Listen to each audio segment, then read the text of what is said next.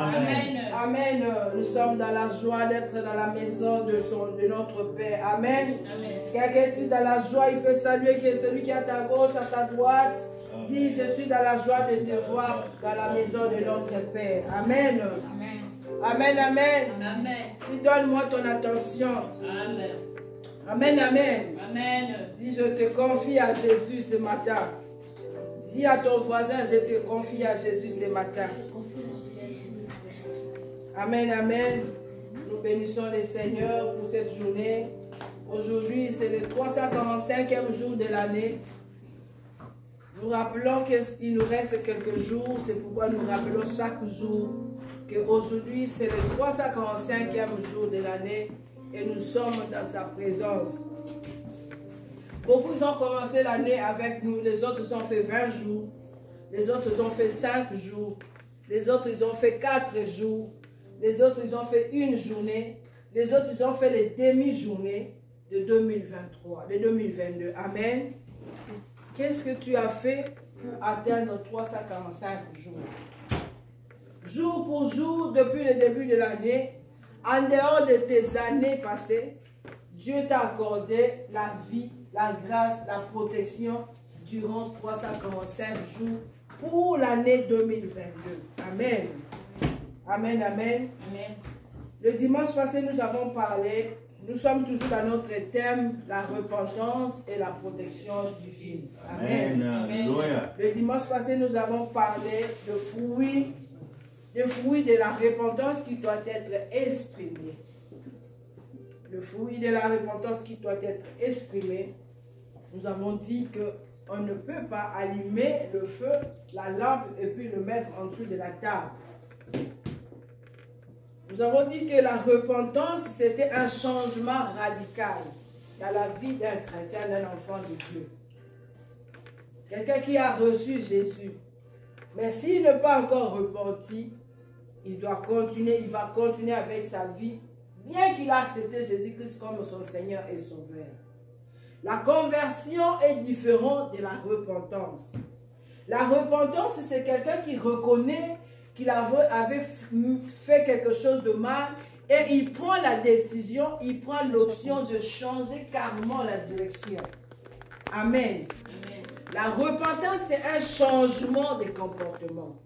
Et quelqu'un qui est dans Christ, il s'est repenti, il se comporte différemment de ses habitudes. Amen.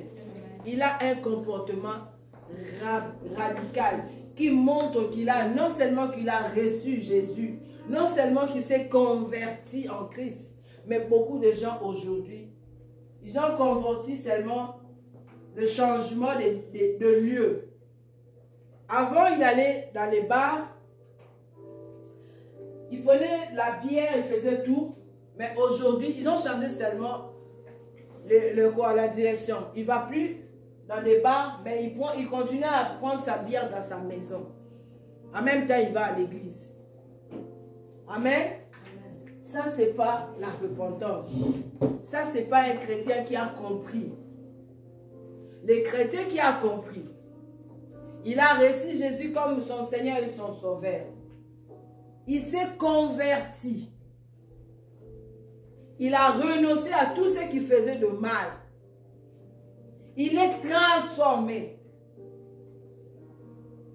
Parce que la repentance transforme l'être intérieur et l'être extérieur.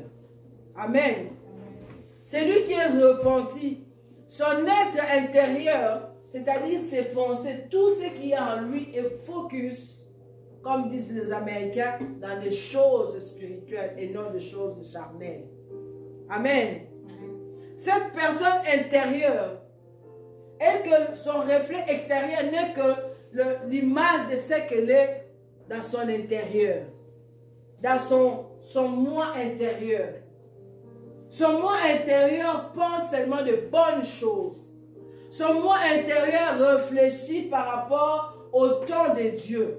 Son moi intérieur l'empêche de vivre comme toutes les autres personnes. Son moi intérieur, quand il se retrouve dans un environnement où on ne cite pas le nom de Dieu, il est mal à l'aise. C'est ça l'homme intérieur, repenti. L'homme intérieur ne supporte pas les injustices. L'homme intérieur ne supporte pas les choses qui ne donnent pas la gloire à Dieu. L'homme intérieur, son intérieur est dans la joie. Comme la Bible dit, je suis dans la joie, comme on me dit d'aller dans la maison de mon Père. Et quand je me trouve dans la famille, dans l'environnement où on parle de Dieu, je suis dans la joie.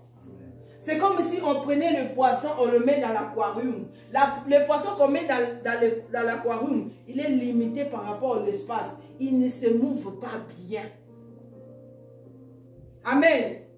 Mais si tu prends le même poisson qu'on a mis dans l'aquarium, tu le mets maintenant dans la rivière, il va vivre autrement que quand il était dans l'aquarium. Est-ce que quelqu'un me comprend? Amen, amen. Est-ce que quelqu'un me comprend? Amen. On est ensemble. Amen. Si tu dis que tu comprends, dis gloire au Seigneur. Gloire au Seigneur. Gloire au Seigneur. Gloire au Seigneur. Acclame pour Jésus. La personne qui est repentie, c'est quelqu'un qui voit des choses à la lumière de la parole de Dieu. C'est quelqu'un qui voit des choses à la lumière de la présence de Dieu. C'est quelqu'un qui sont des choses, qui a des sensibilités spirituelles. Il ne vit pas par rapport au système d'un pays, mais il vit par rapport au système céleste. Amen. Amen. Il pense au système céleste. Quelqu'un qui voit des choses, c'est-à-dire, il vit par rapport à la foi. Parce que c'est la repentance qui amène quelqu'un à espérer les choses imaginaires. Quand les autres te disent que non, l'âge est avancé, tu ne peux pas avoir des enfants. Tu ne peux pas. Mais la personne qui est repentie, il commence pas par d'abord dire que l'âge est avancé, je ne veux pas avoir des enfants. Non, il dit, Père, donne-moi un bon mari. Et au temps convenable, j'aurai des enfants. Ces enfants seront tes serviteurs. C'est différent de celui qui vient à l'église par habitude. Il a changé seulement la direction par rapport à ses pensées. On me voyait aller dans les terrasses. Maintenant, je vais à l'église, mais quand je bois ma bière à la maison, personne ne me voit. C'est comme ça, tout le monde, quand tu le vois, j'ai pris, moi aussi j'ai pris, moi aussi j'ai pris. Comme si prier c'était l'accès de quelque chose. Non, l'accès qui va nous donner l'accès au paradis, c'est notre marche. C'est cette vie de piété que Dieu attend de nous comme des chrétiens repentis. Parce que ce que Dieu a fait sur la croix ne sont pas vaines. C'est lui-même qui est avocat, c'est encore lui qui sera le juge. C'est pourquoi il nous rappelle à la repentance, parce qu'il ne souhaite pas la mort d'un pécheur. C'est pourquoi il nous appelle à la repentance, parce que c'est là-bas qu'il va nous protéger. Nous allons lire dans Genèse 39, 40. Nous allons voir un homme qui est intègre. Un homme qui ne mène pas sa vie par rapport à la compromission. Quelles que soient les difficultés, quels que soient les obstacles, il connaît son identité. Il ne met pas en échange sa vie par rapport à quelque chose qui est éphémère. Si quelqu'un a vu, il peut nous lire. Genèse 39, 40.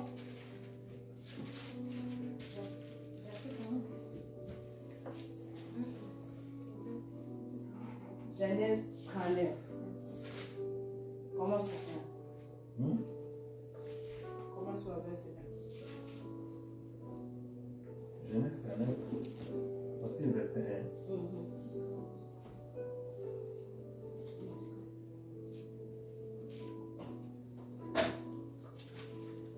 Genèse chapitre 39, je lis au nom de Jésus. Amen. On fit descendre Joseph en Égypte et Potiphar, officier de Pharaon, chef de garde égyptien, l'acheta des Ismaélites qui lui avait fait descendre de l'Éternel fit avec lui et la prospérité l'accompagna. Il habitait dans la maison de son maître l'Égyptien. 3. Son maître vit que l'Éternel était avec lui et que l'Éternel faisait prospérer entre ses mains tout ce qu'il entreprenait. 4.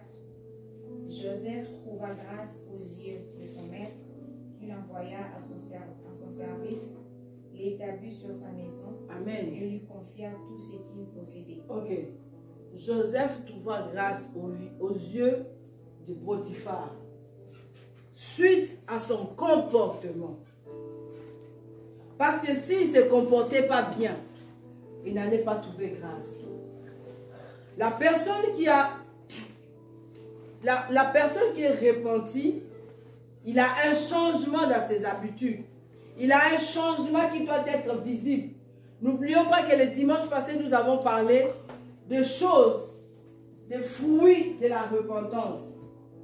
Des fruits qui montrent que cette personne est vraiment, il a changé.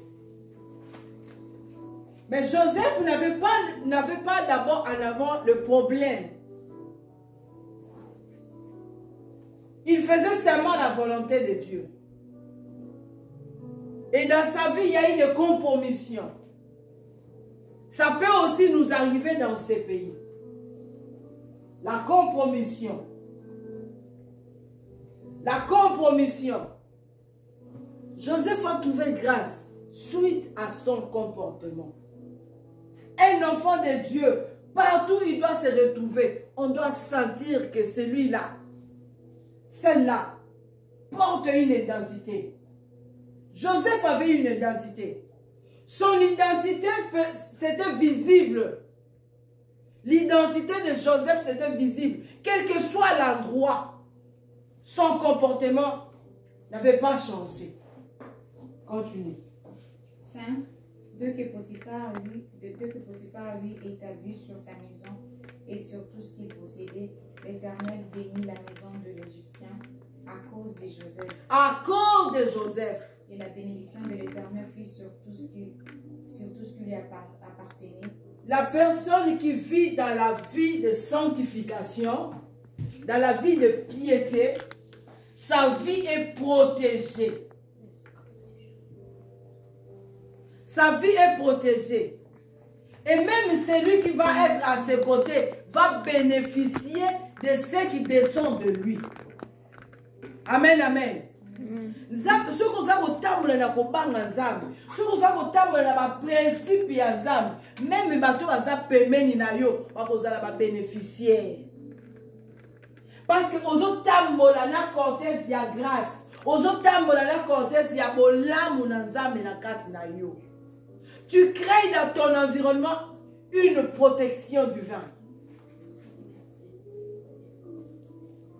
Tu crées dans ton environnement une protection divine parce que Dieu est avec toi.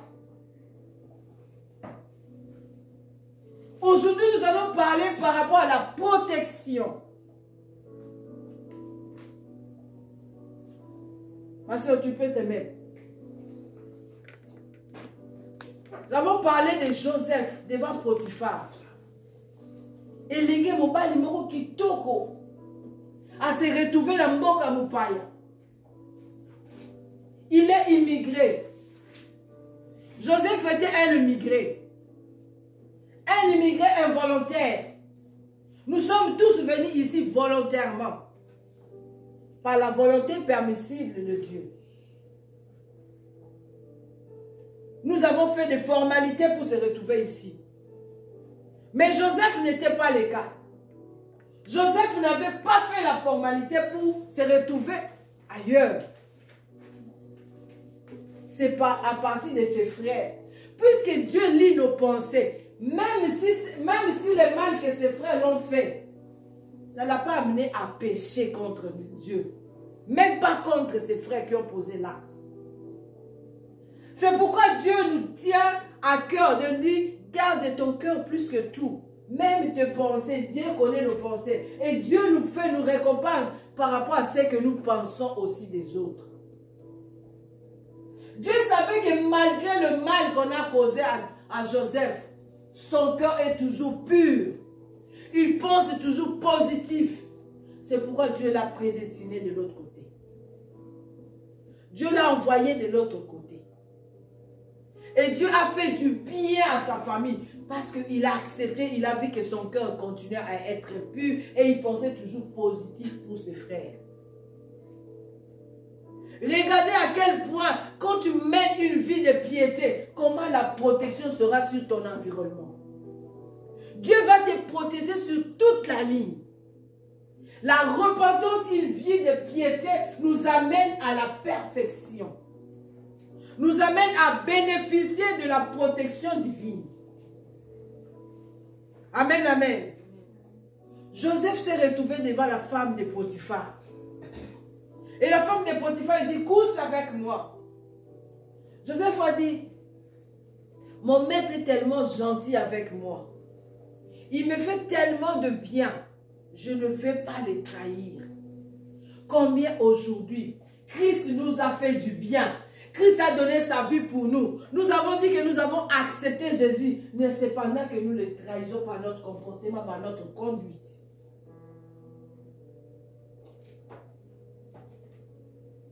Nous trahissons Jésus par notre comportement, par notre conduite. Chaque jour, nous trahissons Jésus. Mais Joseph est resté fidèle à son maître. Il a dit à sa femme, je ne peux pas.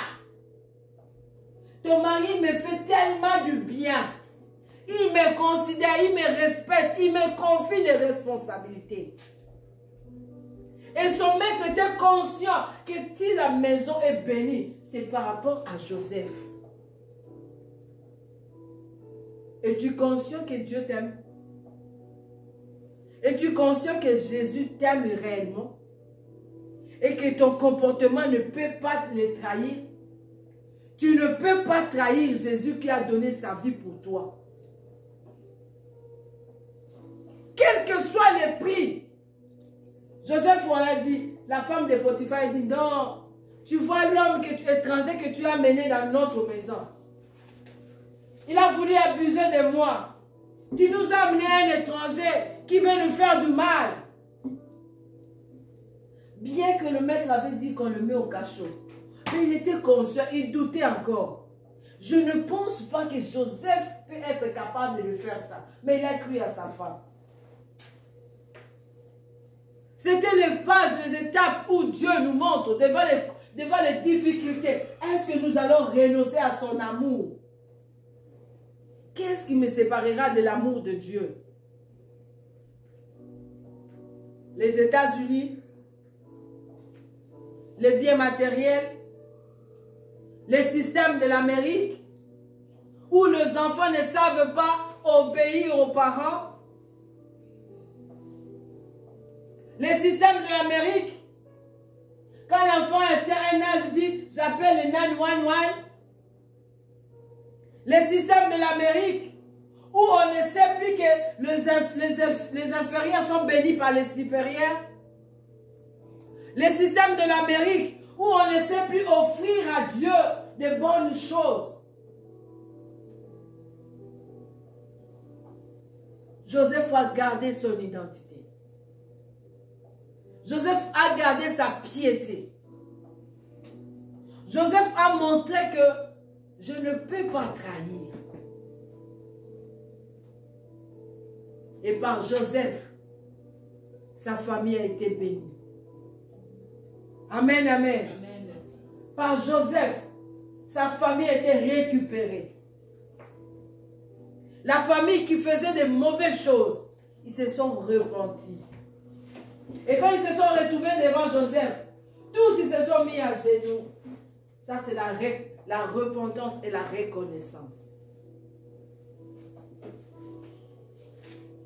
Parce que Joseph portait Jésus à lui. Joseph portait les grands dieux à lui. Et cela constitue la protection. Joseph, rien ne pouvait l'arriver, quelles que soient les difficultés. Rien. Parce qu'il était sous la protection. Le gens peut comploter des choses contre toi. Mais tant que tu mènes une vie de piété, la main de Dieu sera toujours sur toi pour empêcher tout projet contre toi. Si tu confies ta vie à Dieu, si tu décides de marcher selon sa volonté, Dieu sera toujours de ton côté. Il sera toujours de ton côté. Il prendra toujours ta défense, quel que soit le lieu.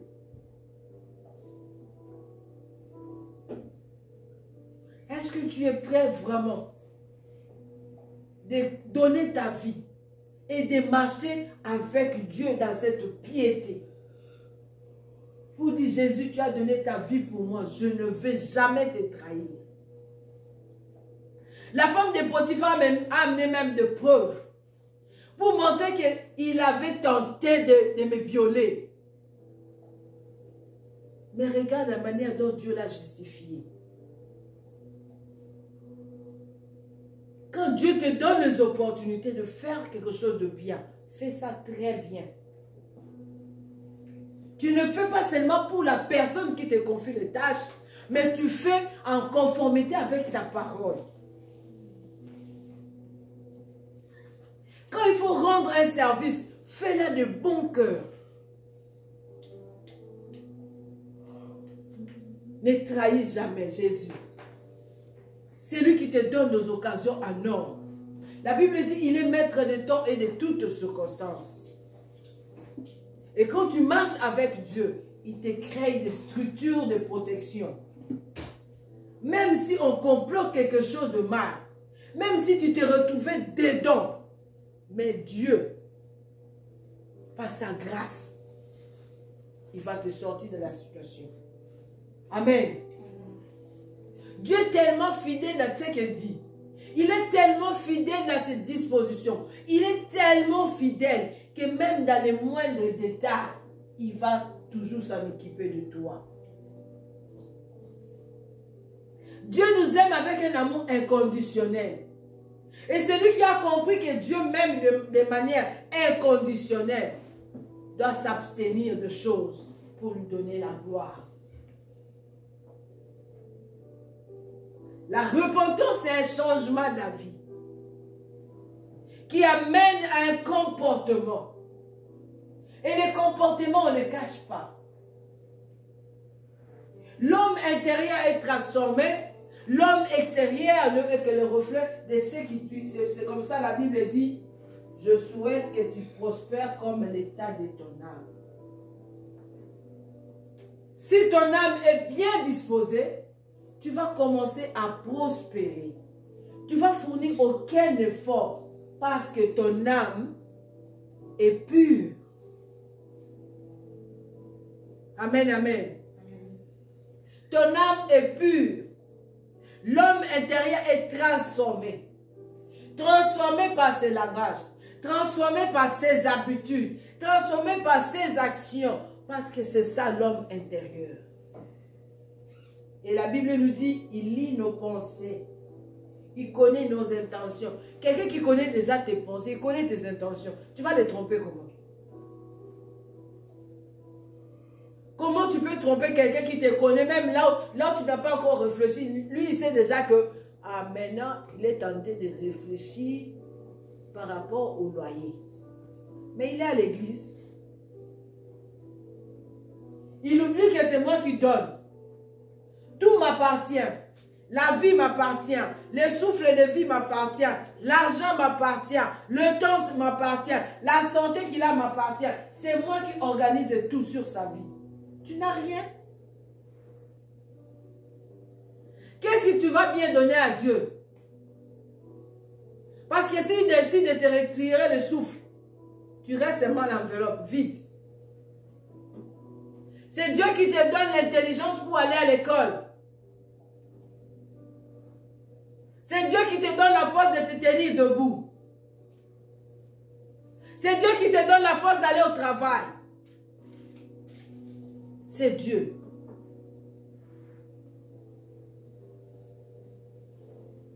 Nous devons marcher dans la conformité de sa parole. Amen.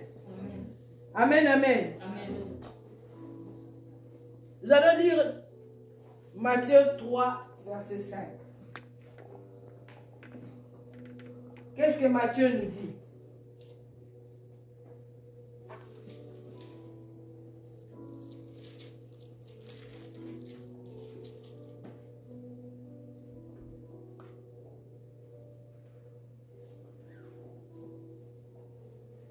Joseph devant Potiphar.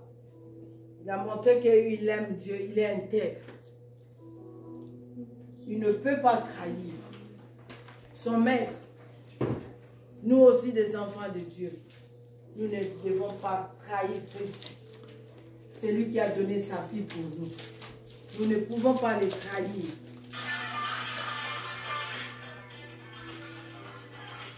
Matthieu. Matthieu chapitre 3, verset 5, je lis un nom de Jésus. Amen. Les habitants de Jérusalem, de toute la Judée et de tous les pays des environs du Jourdain se rendaient auprès de lui. 6. Et confessaient leurs péchés, ils se faisaient baptiser par lui dans le fleuve du Jourdain. 7.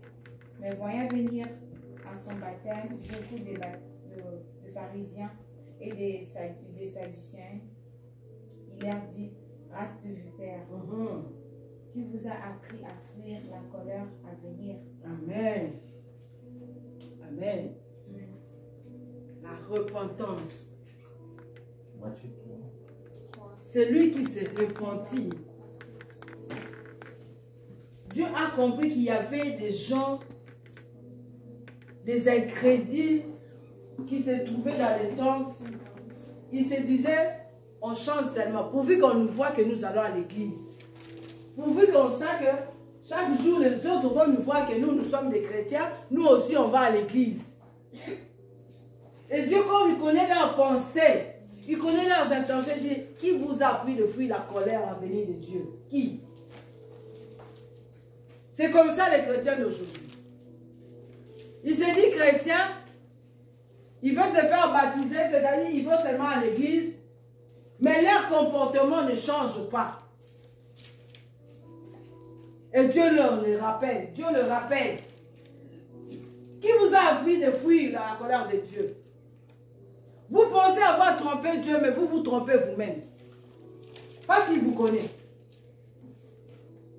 Il dit, nous allons seulement nous faire baptiser. Mais à nous, on n'a rien de Christ.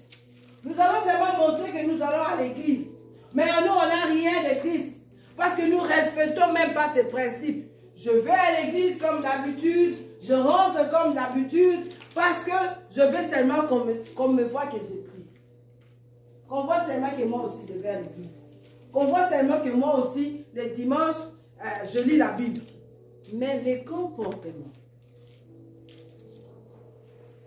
Les gens allaient pour se repentir. Il y avait des personnes qui allaient pour confesser leurs péchés. Ils avaient pris l'option de changer et de se faire baptiser, de marcher réellement avec Christ.